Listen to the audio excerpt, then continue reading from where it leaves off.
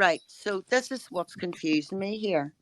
So the radical feminists are dead set against the trans movement because they say that they're actually diluting women's rights. So, fuck. So now you're a transphobe, and that's something to be ashamed of. Whenever quite a lot of women are actually anti-trans, a lot of these women, i.e., radical feminists, are actually dead set against trans, i.e., radical feminists, are actually dead set against trans. I don't get that kind of correlation. A lot of these women were bis and so forth, or they associate with having gay children and everything else. So, in my mind, again, just my understanding, is it still all part of that whole fucking piece? Yeah, it's oh god, yeah.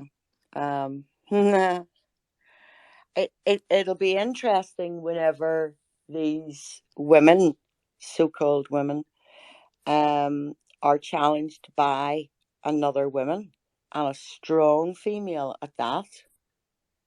I'd like to say, I'd like to think that I'm a strong female, both in physicality and mentally.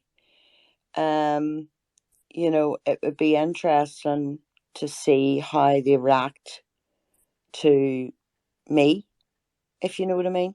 You see, this is where I have an issue because I am about everyone's rights. End of. There are some men who are absolute bastards. I get that. But to lump everybody into a pigeonhole based on, people's experiences of having people's bad experiences of whatever, whether it be men, women, you know, it, that is just wrong. It cannot be, you can't quantify it.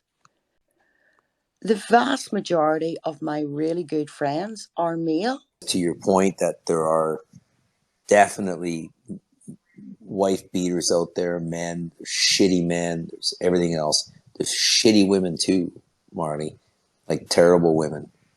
It just is, I'm not going to say as many because I don't know those numbers, but these are just people doing bad things. But at some point in time, there has to be some kind of a realization that the overall population of men and women function together, raise families, and progress. Or is it just that we just need to hate all fucking men? I'm just trying to get my head around the whole fucking push. Go ahead, Richard. I think it's, it comes down to male and female, mom and dad in the traditional family. And it's demoralizing. And they hate women like Marley that will stand up and, for that motherly role as well. And that's where it comes down to. It's demoralizing the family circle. That's the way I see it on all angles. I think the feminist movement is really a destroyer of families. I think I don't know. I mean, as a female, I sure don't want no part of it. And oh my gosh, I would dread. And thank God my son has a good head on his shoulders because he would never bring anything like that home. But yeah, I don't know, what happened to them, but it's the weirdest thing to me. About holding doors. Like, I was at the post office not long ago, and I held a door for a couple older ladies, probably in their 70s, and they expressed their appreciation and said thank you. And one of them also made the comment that it's rare that anybody holds the door anymore. I mean, if those women, if they want, equal rights and all that stuff, right? Okay, well then go build big, tall skyscrapers, right? You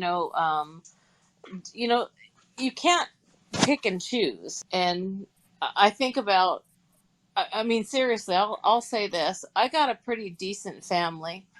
And so I would say we have quite a few people in their 20s and their 30s, right? And good luck finding somebody decent to marry. And a lot of it has to do with this type of crap. I mean, they're just tearing people up. It's just horrible. And they want to be married. That's the thing. My family, they see marriages in my family as good and they want to, but I don't know. It just right now the world is just going to hell in a handbasket, and I don't think it's ever going to get better, guys. I mean, I hate to be like a downer, but I just don't see how it can recover. I mean, it just seems like it's full steam ahead down.